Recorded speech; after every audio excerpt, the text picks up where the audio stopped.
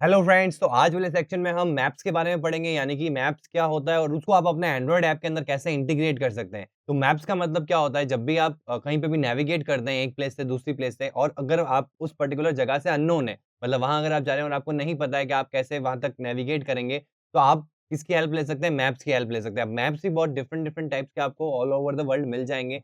जो commonly used map, जो सबसे ज़्यादा यूज़ में मैप आता है, जो मैप की सर्विसेज़ यूज़ की जाती है ऑल ओवर द वर्ल्ड, वो होती है गूगल मैप्स की सर्विसेज़। तो आप देखोगे कि एंड्रॉइड फ़ोन है, तो एंड्रॉइड फ़ोन के अंदर भी आपको गूगल मैप्स दिख जाता है। कोई दूसरा फ़ोन भी अगर आप यूज़ कर रहे हैं, जैसे कि आईफ़ोन है या कोई भी दूसरा फर्दर ऐप है, या अगर मैं बात करूँ कि आप वेबसाइट यूज़ कर रहे हैं, तो वहाँ पे भी आपको जो मैप्स यूज़ दिखेंगे, वो सारे कौन से होंगे? गूगल, ज़्यादातर जो होंगे वो आपको गूगल मैप्स के ही दिखेंगे।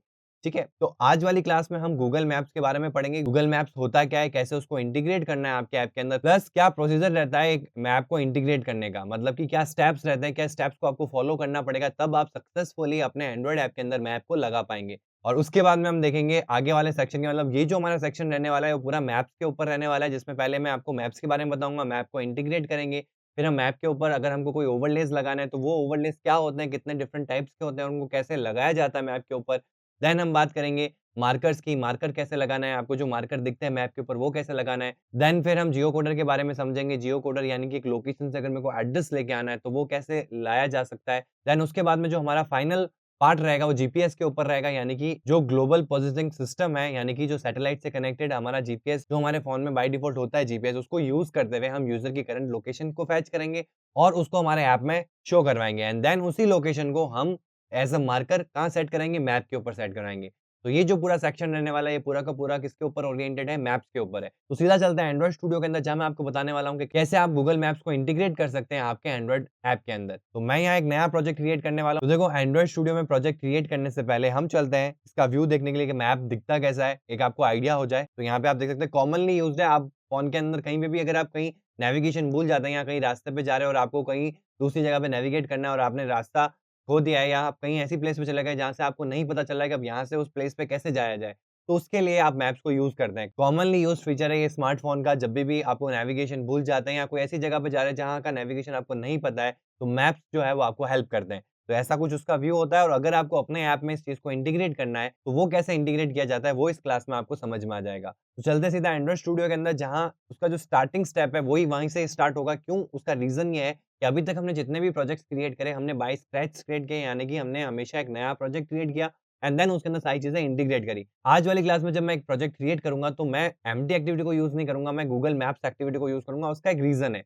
उसका रीज़न ये है कि आपको बाय डिफ़ॉल्ट एक की चाहिए होती है। अब इसका प्रोसेस हम ऐसे समझते हैं कि आपका जो मैप है, वो आपकी ऐप में तभी इनेबल्ड होगा, जब आप वो की जो है वो जनरेट करके अपनी ऐप में इंसर्ट करेंगे। अब ये की क्या है? इसको कहते हैं हम गूगल मैप्स एपीआई की। अब ये गूगल मैप्स एपीआई की आपको मिलेगी कैसे? वो आपके प्रोजेक्ट के लिए यूनिकली जनरेट एक की है, जो आपको कहाँ से मिलेगी? गूगल की वेबसाइट से मिलेगी। वो वेबसाइट, वो यूआरएल पे आपको जाना होगा एंड देन वहाँ पे अपने प्रोजेक्ट की डिटेल्स डाल के आपको एक की जनरेट करके दी जाएगी। वो की जब आप अपनी ऐप में प्लेस करेंगे, तब अगर उसके बाद में अगर आप ऐप चलाएँगे, तब उस पर्टिकुलर जगह पे जहाँ हमने मैप को शो करवाना है, वहाँ मैप विज़िबल होगा। अगर वो चीज़ नहीं करते हैं, वो की नहीं मिलती है हमको, या वो की गलत होती है, तो आपका मैप शो होगा ही नहीं। मतलब मैप की जगह आपको एकदम क्रीम कलर का बैकग्राउंड आ जाएगा, मैप नहीं शो होगा। तो मैप तभी इनेबल होगा जब वो की वैलिड है, और अगर आपने कोई की प्लेस नहीं करी है, तब भी वो मैप शो नहीं होगा।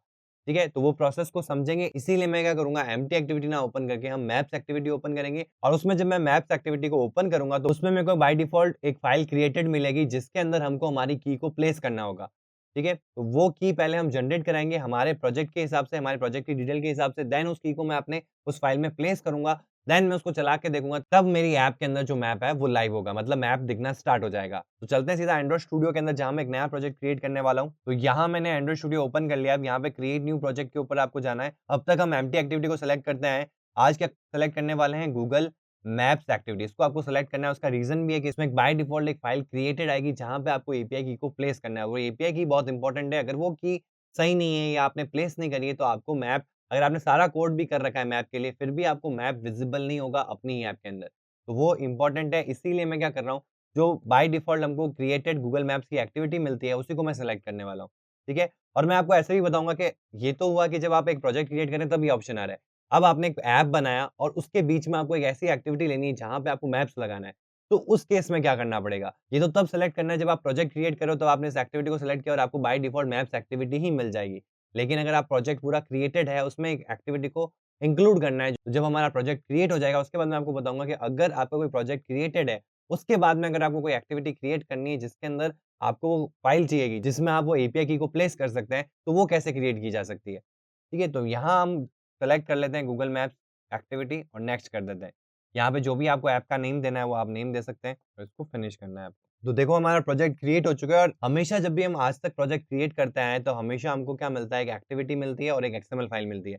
लेकिन आज क्या हुआ है, जो हमको एक्सएमएल मिली है, वो इसकी लिंक्ड एक्सएमएल नहीं है, एक अलग से एक्सएमएल फाइल मिली है जिसका नाम है google_maps_api.xml। तो आप ये फाइल देख सकते हैं, इसमें आपको एक नीचे की साइड में, जैसे हम स्ट्रिंग वाला फाइल्स मैनेज करते हैं, जिसमें हम स्ट्रिंग को सॉफ्ट कोडेड करते हैं, वैसे ही एक स्ट्रिंग का टैग यहाँ पे आपको ओपन मिलेगा। इसमें यहाँ पे गूगल मैप्स की मिलेगा। मैं इसको थोड़ा ज़ूम करके आपको बताता हूँ।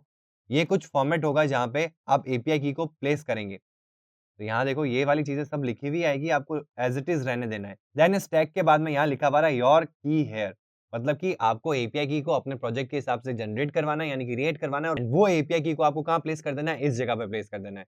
ये तो काम हो गया इस पर्टिकुलर फाइल का और दूसरा काम क्या है, हर एक चीज़ मैंने आपको स्टार्टिंग में बताया था कि एंड्रॉइड मैनिफेस्ट के पास हर एक चीज़ की नॉलेज होनी चाहिए। क्योंकि जब आप अपनी ऐप को इंस्टॉल करते हैं, तो फर्स्ट चीज़ जो रिकॉग्नाइज़ होती है, वो आपकी एंड्रॉइड मैनिफेस्ट होती है। तो जिस भी फ़ोन में आप अपनी ऐप को इंस्टॉल कर रहे हैं, उस फ़ोन को आपके इस ऐप के बारे में हर एक चीज़ का नॉलेज कैसे रहेगा, वो उस पर्टिकुलर फ़ाइल से रहेगा। तो हर एक चीज़ का मेंशन कहाँ होना चाहिए, मैनिफेस्ट फ़ाइल के अंदर होना चाहिए। तो ये जो आप गूगल मैप्स भी लगा रहे हो, ये एपीआई की जो आप यहाँ दे रहे हो, की यहाँ पे प्लेस करोगे, उसका नॉलेज भी कहाँ, मतलब उसके लिए भी आपको कुछ चीज़ मेंशन करनी पड़ेगी, कहाँ पे? अपनी मैनिफेस्ट फ़ाइल के अंदर। तो यहाँ प्रोजेक्ट के अंदर जाते हैं, यहाँ मैनिफेस्ट पे आप जब ओपन करोगे, तो सबसे पहली चीज़ तो यहाँ पे आपको users permission, access fine, location, देखो ये आप मैप्स के लिए आपको ये चीज़ देनी पड़ेगी। ठीक है? जब हम जीपीएस करेंगे तो उसके अंदर होता है एक्सेस कोर्स लोकेशन, वो भी आपको ऐड करना पड़ेगा। ठीक है? क्योंकि जीपीएस से क्या होता है कि लोकेशन हम फेच करवाएँगे, तो इसलिए वो दोनों परमिशन आपको देनी इम्पोर्टेंट है। यहाँ पे आप नहीं भी दोगे तो भी ये चलेगा। ठीक है?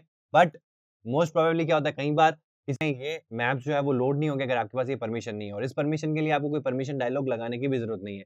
जैसे इंटरनेट की परमिशन होती है, तो ये हाई सिक्योरिटी परमिशन नहीं है, मतलब इसके लिए यूज़र का कंट्रोल ज़रूरी नहीं है। बैकग्राउंड में जैसे ही आपकी ऐप इंस्टॉल होगी, ये परमिशन उसको मिल जाएगी। ठीक है? एंड देन नई चीज़ जो यहाँ पे ऐड हुई है, वो ये मेटा डेटा जो ऐड हुआ है। अब यहाँ देख सकते हैं कि जो नेम है वो यहाँ पे com.google.android.geo.api_key, ठीक है? ये स्टैटिक ही रहेगा, आप इसको चेंज नहीं कर सकते। इसी से गूगल मैप जो है वो आइडेंटिफ़ाई करेगा और मैप की जो लोडिंग है वो आपके फ़ोन में इनेबल होगी। तब मैप को आप देख पाओगे अपने ही ऐप के अंदर। और यहाँ पे वो वैल्यू @string जो हमने अभी फ़ाइल की बात करी थी, उस फ़ाइल के अंदर जो हमने यहाँ पे ये की बनाई थी, ये जो की बाय डिफ़ॉल्ट बनी हुई आई है, ठीक है? इस की को कहाँ से कॉल किया गया है? यहाँ से। मतलब एक्चुअल में ये जो की है वो यहाँ प्लेस होनी चाहिए, ठीक है? बाकी सारी चीज़ें सिमिलर है। जो आपके अभी तक नॉर्मल ऐप जब आप क्रिएट करते हो, जो चीज़ें आती हैं, वो सब कुछ सेम है, बस एक नई चीज़ ऐड हो गई है मेटा डेटा करके, जिसके अंदर आपको अपनी जो एपीआई की है उसको प्लेस करना है और वो वैलिड एपीआई की होगी, तभी आपका मैप जो है वो आपके पर्टिकुलर ऐप में शो होगा। नहीं तो वो शो ही नहीं होगा, वो डिसेबल्ड ही रहेगा। मतलब आपका मैप वाला जो एरिया जिस पे आप मैप दिखाना चाहते हो, वो क्रीम कलर का आ जाएगा, मतलब कुछ भी नहीं, ब्लैंक और एकदम क्रीम कलर का। जैसे जो बाय डिफ़ॉल्ट मैप का कलर होता है क्रीमिश कलर, वो क्रीम कलर का रहेगा, कुछ भी पाथ कुछ भी नहीं दिखेगा आपको, ठीक है? कोई भी मैप का आउटलाइन्स या ड्राइंग्स वगैरह नहीं होगी, सिर्फ़ और सिर्फ़ ब्लैंक स्क्रीन होगी और वो भी क्रीम कलर की, ठीक है? जो डिफ़ॉल्ट कलर होता है मैप का, उस कलर से वो आपका आ जाएगा, आपको लगेगा कि यहाँ पे मैप लोड होने वाला है, लेकिन वो लोड होगा ही नहीं, क्योंकि आपकी जो की है वो वैलिड नहीं है या फिर वो की जो है, वो आपने मेंशन नहीं करी है या प्लेस नहीं करी है, ठीक है? इसलिए हमने बाय डिफ़ॉल्ट मैप्स एक्टिविटी को चूज़ किया, ताकि हम ये जो चीज़ है, ये हम खुद से भी लिख सकते हैं, लेकिन हम नहीं चाहते कि इनमें कोई भी चेंजेज़ आएँ या इस पर्टिकुलर चीज़ में कोई भी हल्की-सी भी गलती की वजह से हमारा जो ऐप है, वो डिसेबल्ड हो जाए। तो इसीलिए मैंने क्या किया, जो हमारी एक्टिविटी बाय डिफ़ॉल्ट हमको मिलती है गूगल मैप्स वाली, उसी को मैंने सेलेक्ट किया, तो वो मेरे लिए क्या करता है, ये फ़ाइल क्रिएट करके लाता है। प्लस एक और चीज़ यहाँ पे बताता है कि ये जो यूआरएल है, ये यूआरएल को आपको हिट करना है और जैसे आप इसको हिट करेंगे, तो आप उस पर्टिकुलर वेबसाइट पे नेविगेट हो जाएँगे, जहाँ पे आपको डिटेल्स देनी है अपने प्रोजेक्ट की और अपनी एपीआई की को जनरेट करवाना है। तो ये गूगल की ही प्लेसेस एपीआई करके है, जिसको हम यूज़ करने वाले हैं और इसके थ्रू ही हम क्या जनरेट करवाएँगे, हमारी एपीआई की को जनरेट करवाएँगे। उसके लिए आपको एक वैलिड जीमेल अकाउंट चाहिएगा, जो कि आपके पास में एक डिफ़ॉल्ट जीमेल अकाउंट होगा, उसको यूज़ करना है आपको। अगर आपके ब्राउज़र में डिफ़ॉल्ट जीमेल साइन्ड इन है, तो वो आपसे ऑप्शन नहीं करेगा, लेकिन अगर साइन्ड इन नहीं है, तो आपसे पूछेगा कि पहले आप जीमेल लॉगिन करें, देन आप प्रोसीड कर पाएँगे फर्दर, ठीक है? और यहाँ पे आप देख सकते हैं कि ये आपको बता रहा है कि इस पर्टिकुलर फ़ाइल का जो पैकेज नेम है, वो ये है और SHA-1 सर्टिफ़िकेट ये है। अब SHA-1 सर्टिफ़िकेट क्या होता है, उसको समझना यहाँ बहुत इम्पोर्टेंट है। ये चीज़ क्या है, जैसे कि आप जब ऐप को लाइव करेंगे, तब जाके आपको पता चलेगा कि आपका जो पैकेज नेम है, वो यूनिक है। अब लाइव करने से पहले आपको मैप लगाना पड़ेगा। अगर आप अपने प्रोजेक्ट के अंदर मैप लगाना चाहते हैं, तो वो आप पहले ही लगाएँगे लाइव करने से पहले। तो उस समय हो सकता है एक चांसेस है कि वो जो आप पैकेज नेम वहाँ दे रहे हैं, क्योंकि देखो डिटेल्स क्यों माँग रहा है? एक नई की क्यों जनरेट कर रहा है? जिससे कि वो यूनिकली आइडेंटिफाई कर सके कि भई ये यूज़र्स जो है वो मेरे ऐप को यूज़ कर रहे हैं। और अगर एक्सेसिव यूज़ आए इनका, तो उनको कंट्रोल कर सके, रेस्ट्रिक्ट कर सके और जिन यूज़र को एक्सेसिव यूज़ करना है, वो उसके प्लान को अपग्रेड कर सके। ये गूगल का बिहाइंड द सीन्स है। तो उसके लिए उसको क्या करना पड़ेगा, जो डिटेल्स हम देंगे वो यूनिक होनी चाहिए। अब पैकेज नेम अगर आप दोगे, स्टार्टिंग में मैंने आपको बताया पैकेज नेम क्या होता है, यूनिक होता है, वो दे सकते हैं आप। लेकिन अभी तक आपने ऐप को लाइव नहीं करा है। आप ऐप को लाइव करेंगे तब आप 100% श्योर होंगे कि ये जो पैकेज नेम आपने यूज़ किया है, ये यूनिक है। अब आप जब तक लाइव नहीं करेंगे उससे पहले एक चांसेस है कि आपका जो पैकेज नेम है वो कोई और भी यूज़ कर सकता है और उस पर्टिकुलर पैकेज नेम से वो ऐप लाइव हो जाएगी। बट जब आप ऐप को लाइव करेंगे अपने उसी पैकेज से, तो वहाँ पे रिस्ट्रिक्शन आ जाएगा, वहाँ पे वो आपको रिजेक्ट कर देगा कि ये ऐप आप लाइव नहीं कर सकते क्योंकि ये पैकेज नेम किसी और ने यूज़ कर लिया है। तो हम अभी तक 100% श्योर नहीं है कि ये जो पैकेज नेम है, जब तक लाइव नहीं हो जाता तब तक हम 100% श्योर नहीं है कि वो यूनिक है। ठीक है? तो इसीलिए जब भी हम मैप के लिए रजिस्टर कराएँगे तो वहाँ पे भी यूनिक डिटेल्स चाहिए। वहाँ पे भी तो यूनिकली आइडेंटिफाई करेगा कि भई ये किसका प्रोजेक्ट है, ये कौन-सा प्रोजेक्ट कितना यूज़ कर रहा है। तो उसी के लिए वो कहता है कि आप पैकेज नेम के साथ-साथ एक SHA-1 सर्टिफिकेट फिंगरप्रिंट भी होता है।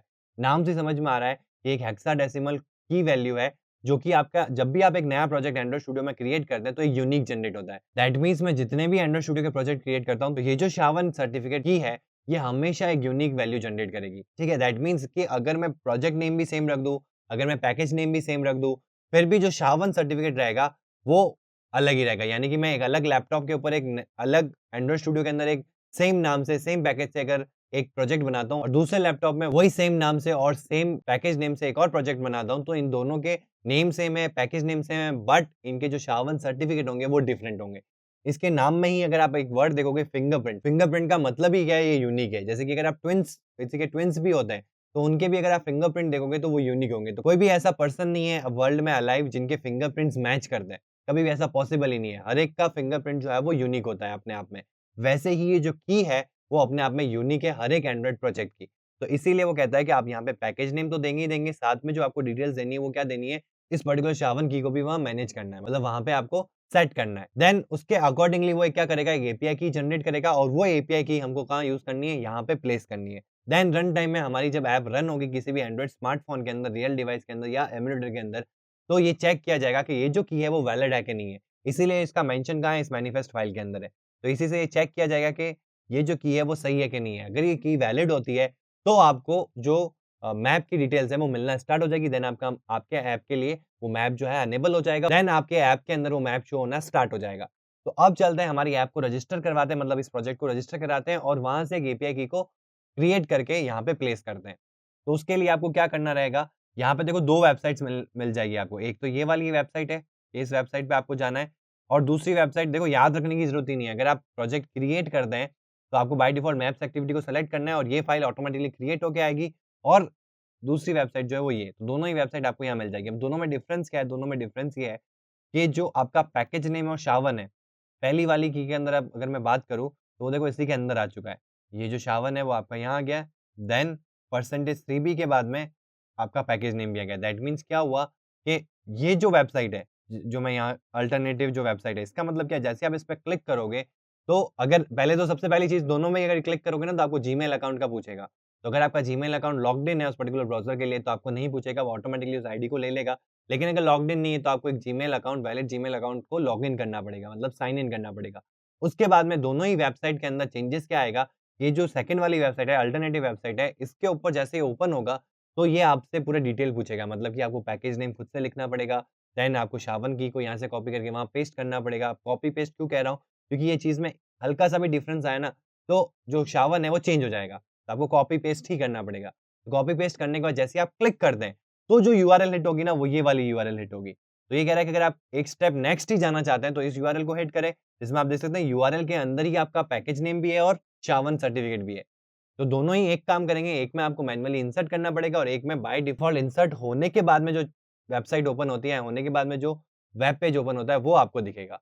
ठीक है? तो आप दोनों में से कोई भी वेबसाइट को ओपन कर सकते हैं। तो मैं ये वाली सेलेक्ट कर लेता हूँ और इसके लिए आपको इस यूआरएल को पूरा कॉपी करना है। तो मैं यहाँ शिफ्ट एंड कर देता हूँ, ये पूरा यूआरएल कॉपी हुआ।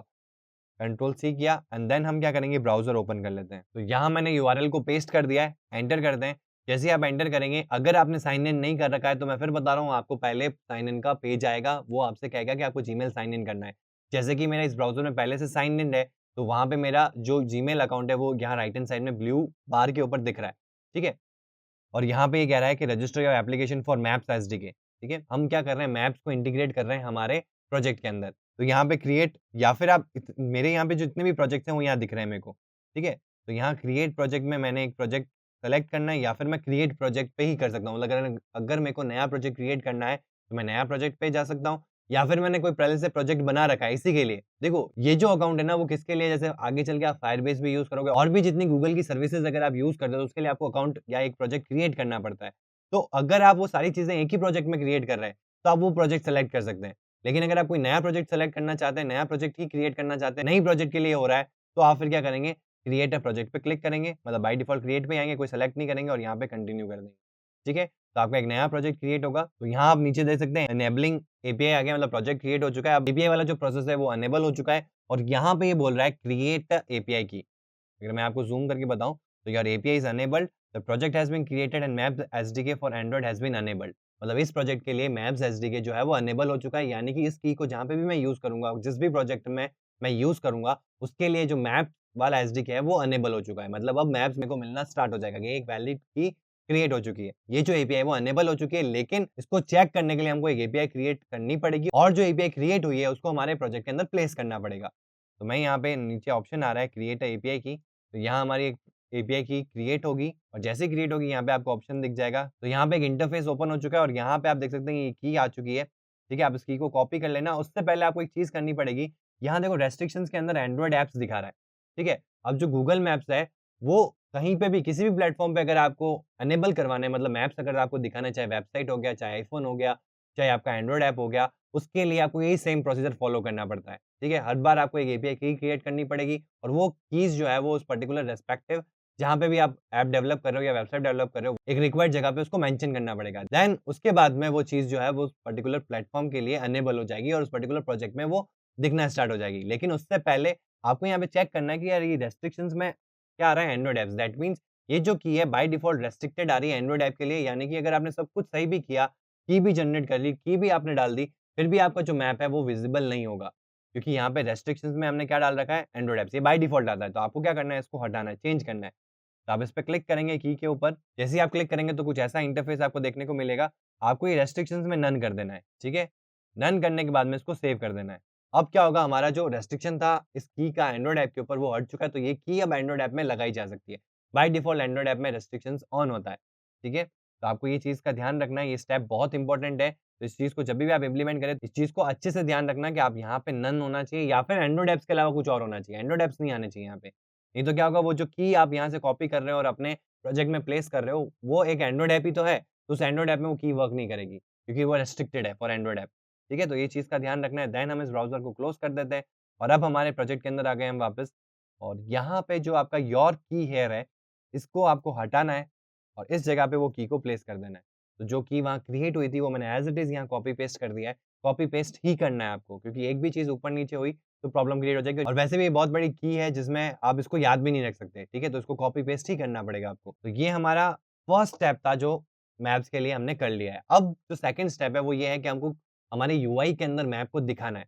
तो उसके लिए क्या करना पड़ता है? तो मैं अब चलता हूँ सीधा यूआई के अंदर। तो ये हमारा यूआई ओपन हो चुका है और यूआई के अंदर आप बाय डिफ़ॉल्ट देख सकते हैं कि अभी कोई लेआउट नहीं है, सीधा का सीधा क्या है, यहाँ पे एक फ्रेगमेंट टैग आ रहा है। अब ये फ्रेगमेंट क्यों यूज़ आ रहा है? जैसे कि हमने पिछले मॉड्यूल के अंदर फ्रेगमेंट्स के बारे में पढ़ा था। फ्रेगमेंट्स कहाँ यूज़ आते हैं? जब हमको एक ही यूआई के अंदर या एक ही स्क्रीन के ऊपर मल्टीपल यूआईज़ दिखानी है, यानी कि मल्टीपल स्क्रीन दिखाने हैं, मल्टीपल लेआउट्स दिखाने हैं, तो मैं किसका यूज़ करता हूँ? फ्रेगमेंट का यूज़ करता हूँ। फ्रेगमेंट का मतलब ही होता है टुकड़े, मतलब पीसेस।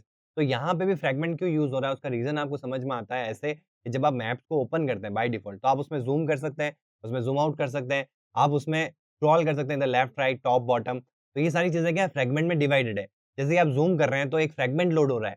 हर एक जगह पे ज़ूम होने पे उसी यूआई के ऊपर एक डिफरेंट लेआउट आपको दिख रहा है। तो इसीलिए इस पर्टिकुलर टाइप के लेआउट को दिखाने के लिए हमको फ्रेगमेंट को यूज़ करना पड़ता है। तो जब भी आपको मैप को दिखाना है तो हम कौन-सा टैग यूज़ करेंगे? फ्रेगमेंट टैग को यूज़ करेंगे। ठीक है? और फ्रेगमेंट को स्टोर करने के लिए जैसे कि मैंने प्रीवियस क्लास में बताया फ्रेम लेआउट यूज़ आता है। लेकिन यहाँ पे क्योंकि हमारा जो प्रोसेसर है, जो हमारा जो व्यू ही है मैप्स के लिए वो इस तरीके का है कि जैसे मैं ज़ूम करूँगा तो एक नया फ्रेगमेंट लोड होगा, ज़ूम आउट करूँगा तो फिर एक नया फ्रेगमेंट लोड होगा। स्क्रॉल अप करूँगा तो उसी स्क्रीन के ऊपर नए-नए लेआउट्स आप देखोगे कि व्यू हो रहे हैं। इसीलिए इस तरीके के लेआउट्स को दिखाने के लिए इस पर्टिकुलर एक ही लेआउट में मल्टीपल लेआउट्स दिखाने के लिए हम इस फ्रैगमेंट टैग को यूज़ करेंगे, ठीक है? बाकी सारी चीज़ें सेम है, बस आपको एक चीज़ का यहाँ ध्यान रखना है, ये जो आपको नेम दिख रहा है, ये सारी चीज़ें हमने डिस्कस कर रखी है पहले क्लासेस के अंदर। आईडी भी आपको देनी है, आईडी का रीज़न भी मैं आपको बताऊँगा कि आईडी क्यों दे रहे हैं हम यहाँ पे, ठीक है? अभी जो मेन इम्पोर्टेंट चीज़ है वो ये नेम है और नेम के अंदर भी आप देख सकते हैं कि एक स्टैटिक स्ट्रिंग लिखी हुई है, वो इस पर्टिकुलर मैप को डिफाइन करने के लिए, कि ये एक सपोर्ट मैप फ्रैगमेंट है। तो उसके लिए आपको लिखना ही पड़ेगा इस नेम के अंदर कॉम डॉट मतलब आप कोई भी एक्स-वाई-ज़ेड नेम नहीं लिख सकते, इसके अंदर आपको लिखना पड़ेगा कि ये फ्रैगमेंट किस टाइप का है। तो com dot Google dot Android dot GMS dot maps dot support map fragment, ठीक है? तो ये आपको मेंशन करना पड़ेगा। अगर आप गूगल मैप्स एक्टिविटी से बनाते हैं तो ये सारी चीज़ें डिफाइंड आएगी। अब जो ये क्वेश्चन आता है कि यहाँ पे स्क्रीन पे जो आपको दिख रहा है वो मैच पेंट दे रखा है, तो ऐसा कोई मैंडेटरी नहीं है। अगर आपको अपनी यूआई के अंदर सिर्फ एक ब्लॉक में दिखाना है मैप को, जैसे आप मोस्ट ऑफ द ऐप्स में देखते हैं, उस पे क्लिक करते हैं तो एक नया एक्टिविटी ओपन होता है, उसमें आपका पूरा फुल स्क्रीन पे मैप दिखता है। लेकिन अगर मैं यूआई की बात करूँ तो यूआई में एक हल्का-सा पार्ट में आपका मैप दिख रहा होता है, उस पे क्लिक करने पे फुल स्क्रीन पे मैप दिखता है। तो वो चीज़ करने के लिए आप इसको फुल स्क्रीन पे ना दिखाना चाहें तो भी आप कर सकते हैं। इसको क्या करना है आपको हाइट वाइज़ 200 डीपी कर दिया या 250 डीपी कर दिया। आप इसको लिमिट कर सकते हैं, ऐसा नहीं कि फुल स्क्रीन पे ही आपको मैप दिखाना है। लेकिन अगर आपको बेटर एक्सपीरियंस लेना है मैप का तो उसके लिए फुल स्क्रीन पे दिखाना इम्पोर्टेंट है। नहीं तो अगर आप इसे छोटी स्क्रीन में दिखाएँगे तो यूज़र आसानी से उसको ना तो ज़ूम कर पाएगा, ना ही उसको स्क्रॉल कर पाएगा। ठीक है? तो मोस्ट ऑफ द केसेज़ दिखाने के लिए कोई भी लोकेशन कि हाँ भाई ये लोकेशन इस जगह पे होती है, उसके लिए ऐसा लेआउट यूज़ आता है। लेकिन अगर पूरा मैप मेरे को शो करवाना है, पूरा नेविगेशन अगर दिखाना है, तो उसके लिए आपको फुल स्क्रीन पे ही मैप को दिखाना पड़ेगा, ये बेटर यूआई है। ठीक है? तो यहाँ पे आप चाहो तो इसको हाइट कम कर सकते हो, विड्थ कम कर सकते हो, नहीं तो नॉर्मली इसको मैच पेंट करोगे आप। मोस्ट ऑफ द केसेज़ में आप फुल स्क्रीन पे ही मैप को दिखाओगे, ठीक है? ताकि वो यूज़र जो है वो ईज़िली नेविगेट कर सके, ज़ूम इन, ज़ूम आउट कर सके, स्क्रॉल कर सके, तो ये सारी चीज़ें तभी पॉसिबल है जब आप उसको एक इनफ स्पेस दे रहे हैं स्क्रॉल करने का, ज़ूम इन करने का, ज़ूम आउट करने का, ठीक है? तो आपके ऊपर डिपेंड करता है कि आप इसको फिक्स्ड हाइट रख सकते हैं, फिक्स्ड विड्थ रख सकते हैं या फिर मैच पेंट रख सकते हैं, ठीक है? तो ये नेम देना मैंडेटरी है। अब क्वेश्चन आता है कि यहाँ पे आईडी क्यों दी रखी है? अब देखो आईडी क्यों दी जाती है कि जिसका भी हमको जावा के अंदर यूज़ आने वाला है, हम उसकी आईडी मेंशन करते हैं, ठीक है? तो इसका जावा में क्या यूज़ आने वाला है? इसका एक लिस्टनर बनाना पड़ेगा। अब लिस्टनर क्या होता है? उसको अच्छे से समझना कि जो आपका मैप है वो इंस्टेंटली लोड नहीं होता। यानी कि जैसे ही आपने मैप चलाया और एकदम से आपको मैप ओपन नहीं दिखेगा, आपको धीरे-धीरे वो लोड होता दिखेगा। हाँ, नेक्स्ट टाइम जितनी बार भी आप ऐप चलाओगे, अगर वो बैकग्राउंड में आपकी ऐप ओपन है और जैसे ही आप डायरेक्टली ओपन करोगे, तो वो लोडेड दिखेगा। लेकिन फर्स्ट टाइम कुछ मिलीसेकंड्स के बाद में या कुछ सेकंड के बाद में आपका मैप लोड होगा, ठीक है? तो इस पर्टिकुलर टाइम के बाद में ही आप कुछ मैप के ऊपर अगर ओवरले करना है, यानी कि आपको मार्कर लगाना है या आपको कुछ भी ड्रॉ करना है मैप के ऊपर, तो वो मैप लोड होने के बाद ही आप कर सकते हो, ठीक है? तो अगर मैं उससे पहले उस मैप के ऊपर कोई भी कोड कर दूँगा या ओवरले लगा दूँगा, तो आपकी जो ऐप है, वो नल पॉइंटर एक्सेप्शन आके क्रैश हो जाएगी। तो इस चीज़ के लिए मेरे को इस पे लिस्टनर सेट करना पड़ेगा ऑन मैप रेडी कॉलबैक का और उससे मेरे को एक मेथड मिलेगा ऑन मैप रेडी और उस मेथड के अंदर ही मैं अपना कोड लिखूँगा। तो जैसे ही वो ऑन मैप रेडी कॉल होगा, कब कॉल होगा? जब मैप रेडी हो चुका है। तो वो हो सकता है कि मिलीसेकंड्स में हो जाए, हो सकता है कि 1 सेकंड लग जाए, हो सकता है 2 सेकंड लग जाए। ठीक है? तो जब भी वो लोड हो जाएगा मैप आपका उस पर्टिकुलर ऐप के अंदर, तब वो जो ऑन मैप रेडी है वो एग्ज़ीक्यूट होगा। तो हम जो भी कोड करना चाहते हैं उस मैप के ऊपर, मैप के ओवरले के अंदर या मैप के रिगार्डिंग जो भी कोड करना है, वो मैं उस ऑन मैप रेडी के अंदर ही करूँगा। इसीलिए मेरे को आईडी मेंशन करना ज़रूरी है क्योंकि इसका रन टाइम में काम आने वाला है क्योंकि लिस्टनर कहाँ लगेगा? इसी के ऊपर लगेगा। चेक कहाँ किया जाएगा? इस फ्रैगमेंट के ऊपर ही चेक किया जाएगा, तो इसीलिए इसकी आईडी देना ज़रूरी है। ठीक है? तो ये हमारी यूआई हो गई। यूआई हमने समझ लिया कि मैप की यूआई कैसी रहती है। ठीक है? अब चलते हैं जावा क्लास के अंदर। देखो मैं ये सारी चीज़ें खुद से लिख रहा हूँ ताकि आपको ये आइडिया हो जाए कि सारा का सारा जो कोड है वो आप खुद से भी लिख सकते हैं। बस हमने जो मैप्स एक्टिविटी को सेलेक्ट इसलिए करवाया ताकि वो जो Google underscore maps underscore API वाली जो फाइल थी स्ट्रिंग वाली, वो हमको एज़ इट इज़ मिल जाए। ठीक है? क्योंकि उसमें काफ़ी सारी चीज़ें, काफ़ी सारे कॉन्स्टेंट्स लगे हुए हैं, तो वो आपको याद रखने पड़ेंगे और उसमें भी हल्की-सी भी अगर प्रॉब्लम हुई तो आपका मैप जो है वो शो नहीं होगा। तो इसीलिए मैंने उस फाइल को एज़ इट इज़ क्रिएट करने के लिए मैंने गूगल मैप्स एक्टिविटी का यूज़ लिया। ठीक है? कोड आप अपने हिसाब से कर सकते हैं। ठीक है? और हम यहाँ सीख रहे हैं तो हम ये सारी चीज़ जो कोड बाय डिफ़ॉल्ट आपको मिल रहा है मैप्स के अंदर वो हम खुद से लिखेंगे। देखो यहाँ पे आप फ्रैगमेंट एक्टिविटी का भी यूज़ कर सकते हो क्योंकि पूरे स्क्रीन के अंदर आपकी क्या यूज़ आ रही है? फ्रैगमेंट यूज़ आ रहा है। तो फ्रैगमेंट एक्टिविटी से भी काम हो जाएगा। लेकिन अगर आप कुछ ऐसा ऐप बना रहे हो या ऐसी यूआई है जिसके अंदर एक पार्ट में ही सिर्फ़ मैप दिख रहा है, बाकी पूरी यूआई है और उसमें आपने सिर्फ़ इंटीग्रेट किया है, यानी उसमें आपने सिर्फ़ इंक्लूड किया उस मैप को, बाकी यूआई पूरी वैसी ही है। उसमें सिर्फ़ आपने हल्का-सा पोर्शन है, हल्का-सा विड्थ और हाइट है, उसके अंदर आपने मैप को इंक्लूड किया उस यूआई के अंदर, तो उसके अंदर आप ऐप कॉम्पैक्ट एक्टिविटी के अंदर भी ये चीज़ यूज़ कर सकते हैं। ऐसा कोई ज़रूरी नहीं है कि आपको फ्रैगमेंट एक्टिविटी यूज़ करना है, क्योंकि यहाँ by default fragment full screen पे लगा हुआ है, इसलिए हम फ्रैगमेंट एक्टिविटी को भी यूज़ कर सकते हैं। ठीक है? अब हमको यहाँ क्या करना है, अब हमको सबसे पहले अपने मैप के ऊपर लिस्टनर सेट करना है और मैप पे लिस्टनर सेट करने से पहले मैप की आईडी फाइंड करनी है। तो मैप की जो आईडी है वो होती है आपकी, तो यहाँ मैंने गूगल मैप बना रखा है, ठीक है? अब ये एक वेरिएबल बनाया है, अब इसको आप ग्लोबल इसलिए बनाते हैं क्योंकि हम पूरे क्लास के अंदर कहीं पे भी इसको एक्सेस करना चाहते हैं, तो हम एक्सेस कर पाएँगे। इसलिए मैंने इसको क्लास में ही डिफाइन कर दिया है। अगर मेरे को ऑन क्रिएट में इसकी रिक्वायरमेंट है, तो मैं ऑन क्रिएट में इसको डिक्लेयर करूँगा क्योंकि मेरे को पता है कि इसका एक मेथड मिलेगा ऑन मैप रेडी, वो मेरे को इस ऑन क्रिएट से अलग मेथड के अंदर होगा, मतलब ऑन क्रिएट के अंदर तो वो मेथड नहीं होगा, अलग से मेथड होगा, तो उसके अंदर मेरे को इस मैप की रिक्वायरमेंट होगी, इसलिए मैंने इसको क्या कर रखा है, ग्लोबल बना रखा है और मैंने इसको हटाया नहीं है। तो इसको आप ग्लोबल ही रहने दें, इस क्लास में ही डिफाइन रहने दें और यहाँ पे हम क्या करेंगे, support map fragment equals to, अब देखो यहाँ पे आपको क्या करना है, इसकी आईडी फाइंड करनी है। किसकी आईडी फाइंड करनी है? इस मैप वाले की। और ये मैप वाली आईडी किस पर्टिकुलर टैग के अंदर आ रही है? फ्रैगमेंट टैग के अंदर आ रही है। तो ये एक व्यू नहीं है, फ्रैगमेंट अलग है, व्यू अलग है, ठीक है? तो यहाँ पे अभी तक हम फाइंड जब भी करते हैं, हम क्या करते हैं? फाइंड व्यू बाय आईडी करते हैं, ठीक है? वो डायरेक्टली आपको इसमें मिल जाता है फाइंड व्यू बाय आईडी। आप जैसे यहाँ करते हैं फाइंड व्यू बाय आईडी, आपको ये मिल जाता है। लेकिन हमको फाइंड व्यू नहीं करना है, हमको क्या करना है? फाइंड फ्रैगमेंट करना है। और फाइंड फ्रैगमेंट बाय आईडी आपको किसमें मिलेगा? फ्रैगमेंट मैनेजर के अंदर मिलेगा। तो और फ्रैगमेंट मैनेजर अभी प्रीवियस मॉड्यूल में मैंने आपको बताया कैसे आप फ्रैगमेंट मैनेजर को ले सकते हो। गेट सपोर्ट फ्रैगमेंट मैनेजर, इससे आपको फ्रैगमेंट मैनेजर मिल जाएगा। अगर सपोर्ट लाइब्रेरी का यूज़ कर रहे हैं तो सपोर्ट आएगा। अगर आप सपोर्ट लाइब्रेरी को यूज़ नहीं कर रहे हैं तो गेट फ्रैगमेंट मैनेजर से भी हो जाएगा। ठीक है? आपको दोनों ऑप्शन मिल जाते हैं यहाँ पे। ये मैंने प्रीवियस मॉड्यूल में आपको बताया जब हम फ्रैगमेंट्स के बारे में सीखा था। गेट फ्रैगमेंट मैनेजर भी मिल जाएगा। लेकिन ये डेप्रिकेटेड है, क्यों है? क्योंकि यहाँ पे मैं सपोर्ट लाइब्रेरी को यूज़ कर रहा हूँ और नया जो वर्ज़न है वो सपोर्ट लाइब्रेरी का ही है, अपडेटेड। तो आपको मोस्ट ऑफ द केसेज़ में सपोर्ट लाइब्रेरी ही आप यूज़ कर रहे होंगे, तो आपको गेट सपोर्ट से ही मिलेगा। इन केस अगर आप पुराना वर्ज़न यूज़ कर रहे हैं या आपने अपडेट नहीं किया है, आप सपोर्ट लाइब्रेरी पे स्विच नहीं हुए हैं, तो आप गेट फ्रैगमेंट मैनेजर से काम करेंगे। Dot find fragment by ID, दिख रहा है आपको?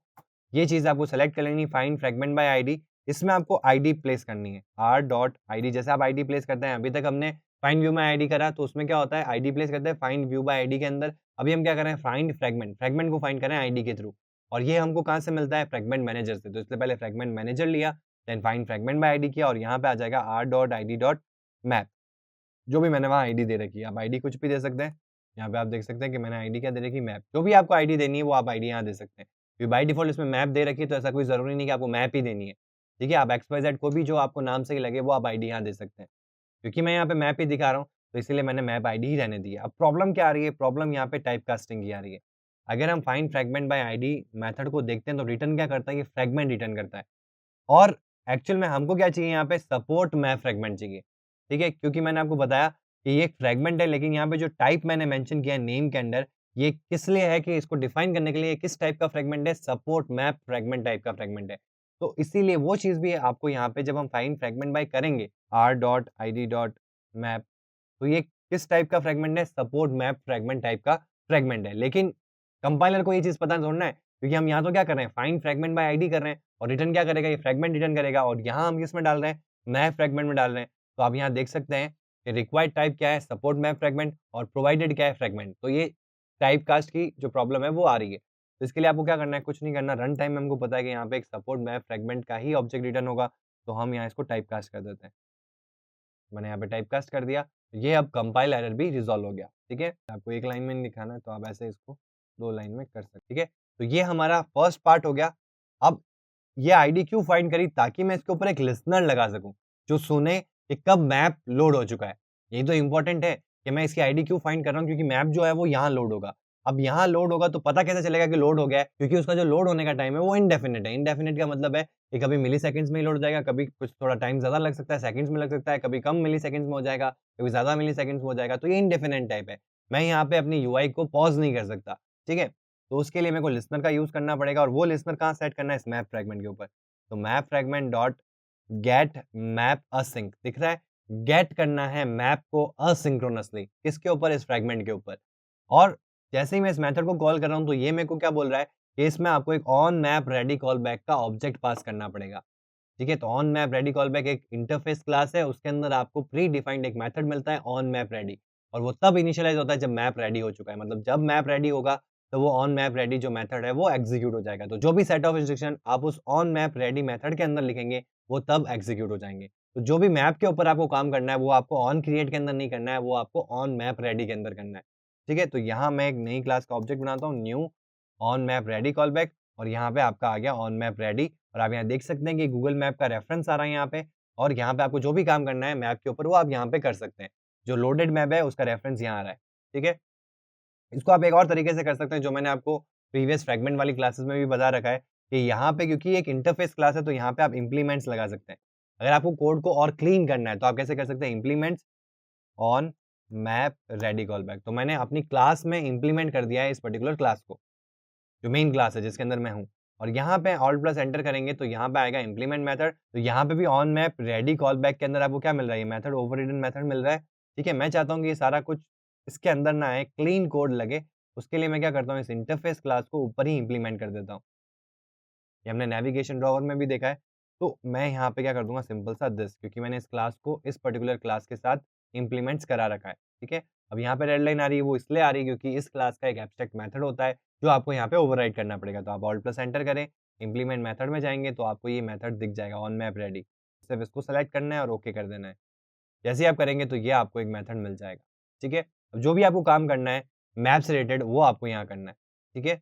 तो ये सिंपल सा लॉजिक होता है आपके मैप को लोड करने का, और ये मैंने ऑन क्रिएट के अंदर कर रखा है, यानी कि मैंने इस पर्टिकुलर एक्टिविटी के ऊपर ही कर रखा है, और मेरी इस पर्टिकुलर प्रोजेक्ट में एक ही एक्टिविटी है। तो जैसे ही मैं ऐप ओपन करूँगा, तो मेरे को मैप शो होना स्टार्ट हो जाएगा।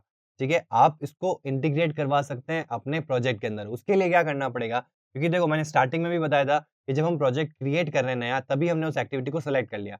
अब ऐसा केस नॉर्मली तो नहीं होगा, ऐसा क्या होगा कि आपने प्रोजेक्ट क्रिएट कर रखा है। अब उसके बीच में, उसके अंदर आपको मैप को इंक्लूड करना है। तो उसके लिए आपको क्या करना पड़ेगा? उसके लिए आप नया प्रोजेक्ट तो क्रिएट नहीं करेंगे, प्रोजेक्ट तो क्रिएटेड है। आपको क्या करना है? एक नई एक्टिविटी क्रिएट करनी है, जो किस पर्टिकुलर टाइप की हो? मैप टाइप की हो। तो उसके लिए आपको यहाँ पे, जैसे आपको जहाँ पे भी आप एक्टिविटी क्रिएट करते हैं, यहाँ पे आना है। यहाँ पे आपकी सारी एक्टिविटीज़ क्रिएट हो, जिस पे राइट क्लिक करना है, न्यू पे जाना है, और यहाँ अगर आप एक्टिविटी में जाओगे ना, तो आपको मैप्स एक्टिविटी नहीं मिलेगी कहीं पे भी। तो यहाँ नहीं ढूँढना है आपको मैप के लिए, आपको ढूँढना है गूगल। तो यहाँ गूगल मिल रहा है, तो गूगल से रिलेटेड जितनी भी एक्टिविटीज़ है, वो यहाँ मिल जाएगी आपको। तो गूगल में जाना है, और मैप्स एक्टिविटी पे आप जब आप क्लिक करोगे, तो वही सेम एक्टिविटी का जो रेफ़रेंस है, वो आ जाएगा। बाय डिफ़ॉल्ट एक फ़ाइल क्रिएटेड आएगी, एक एक्टिविटी क्रिएट आएगी, जिसमें एक्सएमएल के अंदर फ्रैगमेंट लगा हुआ होगा। ये 3 फाइल्स क्रिएटेड आएगी। ठीक है? यहाँ से जैसे ही मैं नेक्स्ट, आप नाम दे दें, नेक्स्ट, नेक्स्ट करने की ज़रूरत नहीं, सीधा फिनिश करना है, फिनिश करते ही वो एक्टिविटी क्रिएट हो जाएगी। ठीक है? देन आप उस एक्टिविटी में इंटेंट पासिंग के थ्रू नेविगेट करवा सकते हैं यूज़र को। ठीक है? तो इस तरीके से आप अपने बने-बनाए प्रोजेक्ट के अंदर मैप्स को इनेबल कर सकते हैं, मतलब मैप्स एक्टिविटी को लगा सकते हैं। और अगर आपको पहले से ही पता है कि आपकी एक्टिविटी में मैप होगा ही होगा, तो आप जब प्रोजेक्ट क्रिएट करें, तभी आप मैप्स एक्टिविटी से क्रिएट कर सकते हैं। अब यहाँ से मैप तो लोड हो जाएगा, लेकिन मैप के ऊपर हमको बाय डिफ़ॉल्ट कुछ अगर चीज़ मेंशन करनी है, जैसे हम सिंपल सा क्या कर रहे हैं, एक मार्कर सेट कर रहे हैं, और हमारा जो फ़ोकस है, जैसे ही ऐप ओपन होगा, क्योंकि देखो, आपकी जो स्क्रीन है वो इतनी रहने वाली है, और मैप जो है वो बहुत बड़ा है। तो बाय डिफ़ॉल्ट जब भी आप मैप को ओपन करेंगे, तो आपको जो साउथ अमेरिका या साउथ अफ्रीका वाली जो साइट है, जो कॉन्टिनेंट है, वो दिखता है। ऐसा एक कर्व बना हुआ होता है। जो आपका अफ्रीका कॉन्टिनेंट है, वो वाला जो पोर्शन है मैप का, वो आपको बाय डिफ़ॉल्ट दिखेगा। ठीक है? देन आप उसको स्क्रॉल कर सकते हैं, ज़ूम इन कर सकते हैं। ठीक है? वो अपने आप कर सकते हैं। बट मैं कोड के थ्रू भी ये चीज़ें करवा सकता हूँ। मैं ज़ूम इन करवा सकता हूँ कोड के थ्रू, मैं ज़ूम आउट करा सकता हूँ, मैं स्क्रॉल करवा सकता हूँ उस पर्टिकुलर जगह तक। तो उसके लिए मैं क्या करने वाला हूँ, यहाँ पे एक सिंपल सा मार्कर सेट करूँगा एक पर्टिकुलर लोकेशन के ऊपर। देन यूज़र के फ़ोकस को मैं कहाँ ले जाऊँगा, उस पर्टिकुलर मार्कर के ऊपर ले जाऊँगा, एंड देन उसको उतना ही डीप में मैं ज़ूम इन करवाऊँगा। ठीक है? फॉर एग्ज़ाम्पल मैं यहाँ पे एक जोधपुर का लोकेशन सेट करने वाला हूँ। तो जोधपुर कहाँ आता है? इंडिया के अंदर, राजस्थान के अंदर। तो जैसे ही ऐप ओपन होगा और मैप लोड होगा, तो बाय डिफ़ॉल्ट तो क्या आना चाहिए? अफ्रीका कॉन्टिनेंट आना चाहिए, लेकिन अफ्रीका नहीं आएगा। ये सीधा जाएगा इंडिया के ऊपर, और इंडिया में भी किस पे ज़ूम इन होगा? राजस्थान के ऊपर और जोधपुर के ऊपर। ठीक है? तो वहाँ ज़ूम इन होते हुए, और सेंटर में क्या आ जाएगा? मेरा जो मार्कर है, जो मैंने सेट किया, वो आ जाएगा। ठीक है? तो उसके लिए आपको क्या करना पड़ेगा? मार्कर ऐड करना पड़ेगा। अब मार्कर ऐड कहाँ पे होगा? जैसे कि ये आपका एम मैप है, आपने यूनिवर्सल बना रखा है। आप पहले तो सबसे पहली चीज़ ये है कि आप एम मैप के अंदर जो वेरिएबल है, इसमें आप इस गूगल मैप को मेंशन कर दें। इससे क्या हुआ? इसका जो स्कोप था, वो इस पर्टिकुलर ब्रैकेट तक ही था। लेकिन अब इस पर्टिकुलर वेरिएबल का स्कोप कहाँ है? पूरे क्लास के अंदर है। तो इस पूरे क्लास में कहीं पे भी अगर मेरे को रिक्वायर्ड है, तो मैं इसको यूज़ कर सकता हूँ, एम मैप को। ठीक है? मतलब मैप को कॉल कर सकता हूँ, और मैप पे कोई भी चीज़ें करनी है, इस ऑन मैप रेडी के बाद में, तो वो मैं चीज़ें करवा सकता हूँ। ठीक है? हालाँकि इसमें इतनी रिक्वायर्ड नहीं, क्योंकि इस पर्टिकुलर मेथड के अंदर ही हम मैप के ऊपर वाला काम कर रहे हैं, यानी कि मैप के ऊपर मार्कर लगाने वाला काम कर रहे हैं, तो इसमें रिक्वायर्ड नहीं है। लेकिन अगर आपको ग्लोबली यूज़ करना है पूरी क्लास के अंदर, तो आप ये काम सबसे पहले करेंगे। उसके बाद में आपको क्या करना है, यहाँ पे mmap डॉट ऐड मार्कर दिख रहा है आपको यहाँ पे? ऐड मार्कर, इस पे क्लिक कर देना है। जैसे ही आप इस पे कॉल करेंगे, तो ये कह रहा है एक मार्कर ऑप्शन क्लास का आपको ऑब्जेक्ट पास करना पड़ेगा। तो हम क्या करते हैं, पहले यहाँ पे एक मार्कर ऑप्शंस नाम से एक ऑब्जेक्ट बनाते हैं, न्यू मार्कर ऑप्शन, ठीक है। अब इसके अंदर आपको क्या करना पड़ेगा, डॉट, सबसे पहली चीज़ जो मार्कर सेट करना है, सबसे इंपॉर्टेंट चीज़ क्या होती है मार्कर के लिए, पॉइंट। अब हम बात करते हैं मैप के ऊपर। मैप के ऊपर जब भी हमको मार्कर सेट करना है, तो मार्कर सेट करने का मतलब क्या कर रहे हैं, हम एक पर्टिकुलर लोकेशन को सेलेक्ट कर रहे हैं। अब वो लोकेशन क्या होगी, intersection of latitude and longitude. तो मैप के ऊपर आप देखोगे कुछ हॉरिजॉन्टल लाइन्स होती है, कुछ वर्टिकल लाइन्स होती है। इनके इंटरसेक्शन से एक पॉइंट जनरेट होता है, जहाँ से मैं ये पता कर सकता हूँ कि मैप में इस जगह पे ये चीज़ है। मैं अगर आइडेंटिफाई करूँगा कि ये चीज़ कहाँ पे है, उसका लोकेशन क्या है, तो मैं उनके इंटरसेक्शन के पॉइंट्स दूँगा। वो जहाँ पे इंटरसेक्ट हो रहा है लैटीट्यूड और लॉन्गिट्यूड, वो पॉइंट उस पर्टिकुलर चीज़ को यूनिकली आइडेंटिफाई करेगा, ठीक है? एंड देन आगे अगर मैं 3D मैप्स की बात करूँ, अभी तो ये सारे 2D मैप्स हैं। आने वाले टाइम में 3D मैप्स भी यूज़ आने वाले हैं, क्योंकि 3D मैप्स भी एक तरह से इंटीग्रेट हो चुके हैं एंड्रॉइड के अंदर। तो आने वाले टाइम में हो सकता है कि 3D मैप्स भी इंटीग्रेट हो जाए, और 3D मैप्स को भी आप जब इम्प्लीमेंट करेंगे, तो उसमें क्या होगा, 3 चीज़ें होंगी, लैटीट्यूड, लॉन्गिट्यूड एंड अल्टीट्यूड, ठीक है? तो 3D मैप्स का मतलब ही क्या है कि अभी तो हम 2D में सिर्फ आगे-पीछे का देख सकते हैं, तो आगे-पीछे मतलब कि एक आपका लैटीट्यूड हो गया, एक आपका लॉन्गिट्यूड हो गया, इनका इंटरसेक्शन से हम पता कर सकते हैं कि मैं इस प्लेस पे हूँ, ठीक है? अगर यूज़र की लोकेशन हम फाइंड करते हैं या कोई भी पर्टिकुलर जगह की हम लोकेशन देते हैं, दैट मीन्स उनका जो लैटीट्यूड और लॉन्गिट्यूड का इंटरसेक्शन है, वो पॉइंट है, जिसको हमने पॉइंट किया है। तो लैटीट्यूड होगा और एक लॉन्गिट्यूड होगा, उन दोनों का जो इंटरसेक्शन हो रहा है, वो पॉइंट बन जाता है, ठीक है? अब मैं उस बिल्डिंग के अंदर फर्स्ट फ्लोर पे हूँ या सेकंड फ्लोर पे हूँ या थर्ड फ्लोर पे हूँ, एक ही जगह पे मैं हाइट में कहीं पे भी हो सकता हूँ। तो वो चीज़ को हटाने के लिए 3D मैप्स का यूज़ होता है, और उसमें अल्टीट्यूड आएगा कि वो कितने हाइट के ऊपर है। तो उससे हम आइडेंटिफ़ाई करेंगे कि भाई इतने हाइट के ऊपर है, दैट मीन्स वो थर्ड फ्लोर पे है, इतने पे है तो सेकंड फ्लोर पे है। तो 3D मैप से ये चीज़ें जो है वो रिज़ॉल्व हो जाएगी। बट अभी के लिए आपको 2 ही पॉइंट्स चाहिएंगे, एक लैटीट्यूड और एक लॉन्गिट्यूड, और वो पॉइंट आपको कहाँ पे देना है, इस पोज़ीशन के अंदर। जैसे इसमें पोज़ीशन मेथड को कॉल कर रहा हूँ, तो ब्रैकेट में इसको लेट लोंग क्लास का ऑब्जेक्ट चाहिए। ये केवल लेट लोंग पास नहीं करना है, आपको लेट लोंग क्लास का ऑब्जेक्ट पास करना है। तो उसके लिए हम क्या करेंगे, एक लेट लॉन्ग क्लास का ऑब्जेक्ट बनाएँगे, एक क्लास बनी हुई है। इस क्लास का ऑब्जेक्ट हम बनाएँगे न्यू लेट लॉन्ग, और जैसे ही मैं इस क्लास के ऑब्जेक्ट को कॉल करूँगा, तो इसका कंस्ट्रक्टर कॉल हो जाता है, और कंस्ट्रक्टर आपसे 2 चीज़ें माँग रहा है, double V comma double V one. मतलब पहली डबल वैल्यू का मतलब है लैटीट्यूड, और दूसरी डबल वैल्यू का मतलब है लॉन्गिट्यूड। तो आपको पहले में लैटीट्यूड प्लेस करना है और दूसरे में लॉन्गिट्यूड प्लेस करना है, ठीक है? तो यहाँ मैंने जोधपुर के लैटीट्यूड और लॉन्गिट्यूड ले लिया। आप कोई भी लेट लॉन्ग जहाँ पे भी आपको मार्कर सेट करना है, वो लैटीट्यूड, लॉन्गिट्यूड आपको लेने हैं। आपको कैसे पता चलेगा? आपको ब्राउज़र ओपन करना है, जो भी आपको लोकेशन चाहिए, जो भी जिसके भी लैट लॉन्ग चाहिए, जिस भी प्लेस के, उस प्लेस को सर्च करना है। उस प्लेस को सर्च करोगे तो उसके लैट लॉन्ग मिल जाएँगे आपको मैप्स के अंदर, ठीक है? तो जैसे ही आप कोई भी प्लेस को सर्च करते हैं, तो नीचे की साइड में जो पहली वेबसाइट आती है, उसमें आपको मैप का ऑप्शन आता है, या राइट हैंड साइड में आपको दिख जाता है ब्राउज़र के अंदर। तो लोकेट ऑन मैप का ऑप्शन होता है, उस पे आपको क्लिक करना है। जैसे आप उस पे क्लिक करोगे, तो वहाँ पे लेफ्ट हैंड साइड में तो पैनल आएगा उस पर्टिकुलर जगह का, और राइट हैंड साइड में एक-एक बॉक्स होगा ब्राउज़र के अंदर ही, जहाँ पे आपको मैप दिख रहा होगा। मैप पे जहाँ पे भी आप क्लिक करते हो, तो वहाँ के आप लैट लॉन्ग ले सकते हो। तो लैट लॉन्ग जो वैल्यू होती है, वो डबल में होती है, मतलब पॉइंट में बड़ी वैल्यू होती है। तो वो मैंने यहाँ पे प्लेस कर दी है, ठीक है? आप कोई भी जिसके ऊपर भी आपको मार्कर सेट करना है, उसके लैट लॉन्ग आपको लेने हैं और यहाँ सेट करने हैं। पहले लैटीट्यूड आएगा, हमेशा ध्यान रखना, और सेकंड जो आपका पैरामीटर होगा, वो आपका क्या होगा, लॉन्गिट्यूड। तो ये हमारा लैट लॉन्ग क्लास का ऑब्जेक्ट बन गया। इस लैट लॉन्ग क्लास को हम यहाँ प्लेस कर देंगे, ठीक है? देन उसके बाद में आता है यहाँ पे टाइटल। टाइटल दैट मीन्स वहाँ पे एक मार्कर तो सेट हो जाएगा, उस मार्कर के क्लिक पे अगर आपको कुछ शो करवाना है, तो वो कैसे शो होगा? ये टाइटल देने से। तो जो भी आप वहाँ हेडिंग देना चाहते हैं, उस पर्टिकुलर मार्कर को, वो आप यहाँ टाइटल में दे सकते हैं, ठीक है? एंड देन अब हमारा मार्कर ऑप्शन तैयार है। मैं इस मार्कर ऑप्शन में जो भी चीज़ें डालनी थी, वो मैंने डाल दी, और मैंने यहाँ पे इसको सेट कर दिया। एक्चुअल में जो मैप पे मार्कर सेट हुआ, वो यहाँ से हुआ। अब यहाँ इसके लिए हमने क्या करा, मार्कर ऑप्शन का ऑब्जेक्ट बनाया, उसमें जो भी चीज़ें मेरे को सेट करनी थी, इम्पोर्टेंट क्या है, इसकी पोजीशन एंड टाइटल, तो वो मैंने दोनों दे दिया और इसको यहाँ पे सेट कर दिया। और पोजीशन देने के लिए हमको क्या देना पड़ेगा, एक लेट और लॉन्ग, और किसमें सेट होगा, एक लेट लॉन्ग क्लास के अंदर। तो इस तरीके से आप एक मार्कर सेट कर सकते हैं, ठीक है? ये तो हो गया आपका मार्कर सेट। फिर मैंने आपको बताया कि जैसे ही बाय डिफ़ॉल्ट आप ऐप खोलोगे, तो आपको साउथ अफ्रीका कॉन्टिनेंट जो है, अफ्रीका जो कॉन्टिनेंट है, वो बाय डिफ़ॉल्ट वहीं पे आपको मैप का नेविगेशन मिलेगा बाय डिफ़ॉल्ट। देन आप कहीं पे भी नेविगेट कर सकते हो एज़ अ यूज़र। बट मैं चाहता हूँ कि जहाँ मैंने मार्कर सेट किया है, वहाँ पे यूज़र को नेविगेट करने की ज़रूरत ही नहीं पड़े, वहीं पे सीधा मैप ओपन हो। तो उसके लिए मेरे को क्या करना पड़ेगा, स्क्रॉल भी कराना पड़ेगा, मतलब साउथ अफ्रीका से ये लोकेशन है इंडिया का, तो इंडिया तक स्क्रॉल होगा, देन इंडिया में भी राजस्थान और जोधपुर के अंदर वो ज़ूम इन होना चाहिए। तो वो दोनों चीज़ें मेरे को यहाँ करनी पड़ेगी। अगर नहीं करते हैं, तो मार्कर तो सेट हो गया, लेकिन जैसे ही आपका ऐप ओपन होगा, तो यूज़र को ढूँढना पड़ेगा कि वो मार्कर कहाँ है, ठीक है? और मैं ये नहीं चाहता कि वो मार्कर ढूँढे। मेरे को सीधा वो मैप पे ही, जहाँ पे मार्कर सेट किया, वो सीधा ओपन रहे। तो उसके लिए मेरे को क्या करना पड़ेगा, mmap डॉट मूव कैमरा। देखो मूव कैमरा मतलब समझ में आ गया, कैमरा को मूव करना है। कैमरा इन द सेंस यहाँ पे इंटेंट है, यूज़र का फ़ोकस जो है वो मूव होगा एक दूसरे पर्टिकुलर लेट लॉन्ग पे, वो यही चीज़ माँग रहा है। तो यहाँ पे देखो वो आपसे कैमरा अपडेट क्लास का ऑब्जेक्ट माँग रहा है। देख सकते हैं आप कैमरा अपडेट, ठीक है? अब ये आपको किससे मिलेगा? ये एक स्टैटिक मेथड होता है जिससे आप इसको रिटर्न कर सकते हैं। उसके लिए आपको क्या करना पड़ेगा? कैमरा अपडेट फैक्ट्री को यूज़ करना पड़ेगा। कैमरा अपडेट फैक्ट्री डॉट एक स्टैटिक मेथड है इसके अंदर, क्या नाम से है? New lat long. आप देख सकते हैं यहाँ पे न्यू लेट लॉन्ग और रिटर्न क्या कर रहा है ये? कैमरा अपडेट जो हमको यहाँ चाहिए, ठीक है? तो यहाँ पे आपको लेट लॉन्ग पास कर देना है और लेट लॉन्ग मैंने जहाँ मैंने मार्कर सेट किया वहीं मेरे को स्क्रॉल करना है, तो मैं यहाँ पे वही लेट लॉन्ग पास कर दूँगा आगे, ठीक है? आप इसको अगर स्पेसिफ़ाई करना चाहते हैं तो जेडीपी लेट लॉन्ग, ठीक है? ऐसे स्पेसिफ़ाई कर सकते हैं, जिससे कि आपको आइडिया रहे कि ये जोधपुर के लैटीट्यूड, लॉन्गिट्यूड है। ये ऐसा हो सकता है ना कि आप मल्टीपल लेट लॉन्ग्स लगा रहे हो अपने प्रोजेक्ट के अंदर, मतलब मल्टीपल मार्कर्स लगा रहे हो, तो उस केस में ये काम आएगा। तो इसलिए उसका नेमिंग कन्वेंशन करना बहुत इंपॉर्टेंट है, ठीक है? तो आप नॉर्मल लेट लॉन्ग चेंज करके मैंने क्या कर दिया, उसके आगे जेडीपी लगा दिया, ठीक है? ये तो मूव कर देगा, अब मेरे को ज़ूम इन करवाना है, तो उसके लिए आपको क्या करना पड़ेगा, एमएप dot animate camera. Animate camera के मतलब क्या हो गया कि मैं ज़ूम इन करवा रहा हूँ या ज़ूम आउट कर रहा हूँ, तब मेरे को एनिमेट कैमरा की ज़रूरत पड़ेगी।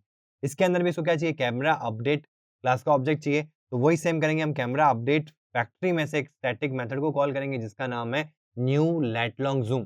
पहले वाला क्या था, न्यू लेट लॉन्ग। जब हम स्क्रॉल कर रहे हैं यानी कि मूव कर रहे हैं तब हमको सिर्फ न्यू लेट लॉन्ग मेथड को कॉल करना है और जब हम उसको एनिमेट करवा रहे हैं यानी कि उसको ज़ूम इन करवा रहे हैं तब हमको क्या यूज़ करना है, न्यू लेट लॉन्ग ज़ूम। इस मेथड के अंदर 2 चीज़ें माँग रहा है वो आपसे, एक तो किस पर्टिकुलर लेट लॉन्ग पे ज़ूम करवाना है, तो इस लेट लॉन्ग पे ज़ूम करा रहा है और कितना ज़ूम करवाना है, ये भी मेंशन करना पड़ेगा आपको। क्योंकि आप हल्का-सा ज़ूम कराना चाहते हैं या पूरा ज़ूम करवाना चाहते हैं या एकदम एंड तक ज़ूम करवाना चाहते हैं, ठीक है? तो यहाँ पे आप लिमिटेड जो वैल्यू रहती है वो 16 से 20 के बीच में रहती है, जिसमें जहाँ लोकेशन सेट है उसके ऊपर का एरिया आ जाएगा, ठीक है? उससे आपको ये आइडेंटिफ़ाई नहीं होगा कि ये जोधपुर में या राजस्थान में, उसमें ये आइडेंटिफ़ाई होगा कि उसका लोकेलिटी क्या है, उस लेट लॉन्ग की। देन उसको आपको ज़ूम आउट करना पड़ेगा तब आपको पता चलेगा कि अच्छा ये जोधपुर में है, देन राजस्थान में, ये इंडिया के अंदर, ऐसे आपको ज़ूम आउट करने पे पता चलेगा। तो ये चीज़ें आपके ऊपर डिपेंड करेगी आप उसको कितना ज़ूम करवाते हैं, ठीक है? तो अब इसको हमारे रियल टाइम डिवाइस पे चला के देखते हैं क्या ये मैप लोड हुआ और अगर मैप लोड हुआ, तो क्या ये हमको जो हमने मार्कर सेट किया वो उस पर्टिकुलर लेट लॉन्ग पे मार्कर सेट हुआ कि नहीं हुआ, ठीक है? तो यहाँ हमारा ऐप स्टार्ट हो चुका है। अब हम देखते हैं कि हमारा मैप यहाँ पे आपको नीचे की साइड में दिखेगा मैप लोड होना स्टार्ट हो गया और मैप लोड हो रहा है, देख सकते हैं आप। तो यहाँ देख सकते हैं कि मैप लोड हो चुका है।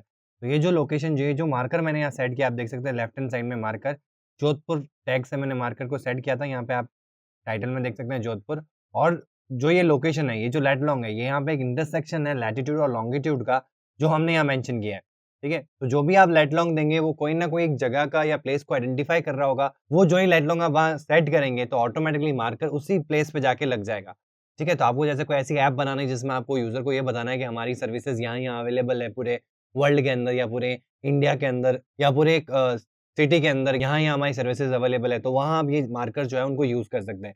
देन हम इसको यूज़ करेंगे जीपीएस के अंदर जब हम यूज़र की ही लोकेशन बताएँगे कि यूज़र की जो करंट लोकेशन है वो कहाँ है और हम उसको कैसे सेट करके दिखाएँगे इस मार्कर से। तो हम ये मार्कर वहाँ सेट करवाएँगे जिससे कि यूज़र को पता चले कि वो अभी करंटली कहाँ है, ठीक है? तो इस तरीके से आप इस चीज़ को यूज़ कर सकते हैं और इस प्रोसेस से आप मैप को अनेबल कर सकते हैं अपने ऐप के अंदर। तो इस क्लास के लिए इतना ही। Thank you.